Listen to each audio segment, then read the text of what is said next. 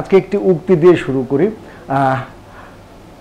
South আফ্রিকার অধিনায়ক mark ক্রাম বলেছেন, আমরা শুধু ফাইনাল খেলতে আসিনি, আমরা জিততে এসেছি। এই উক্তিটা দেখলাম গণমাধ্যমে, অনেক গণমাধ্যমে শিরোনাম হয়েছে সাউথ আফ্রিকার অধিনায়কের এই মন্তব্য। কেননা আমি বারবার বলছি এবং এটাই আসলে একটি সাউথ আফ্রিকার জন্য দারুণ উদ্দীপক যে তারা গত টি-20 এবং 50 ওভার ওয়ার্ল্ড কাপে 7টি সেমিফাইনাল খেলেছে, একটি তো ফাইনালে পৌঁছতে পারেনি। এবার তারা সেই কাঙ্ক্ষিত ফাইনালে পৌঁছেছে এবং থ্রু আউট দ্য টুর্নামেন্ট তারা দারুণ খেলেছে। যে কটি খেলা হয়েছে সব কটিতে কিন্তু জিতেছে। সাউথ আফ্রিকা মুখিয়ে আছে তাদের ইতিহাসে, ক্রিকেটের ইতিহাসে প্রথমবার বিশ্ব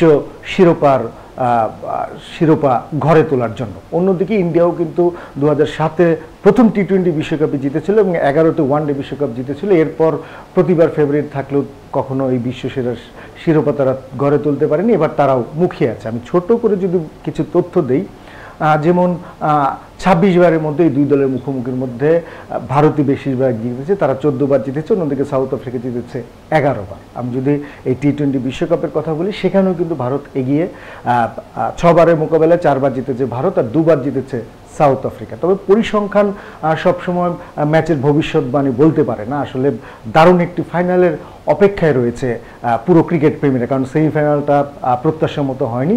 তবে ছোট আরেকটি তথ্য দেই যে ক্রিকেটে পিচ এবং কন্ডিশন খুব গুরুত্বপূর্ণ। বারবাডোজের পিচ, সবাই বলছে যে শুরুর দিকে পেসারদের বলে সুইং থাকে, মাঝের ওভারগুলোতে স্পিনাররা টার্ন পায়।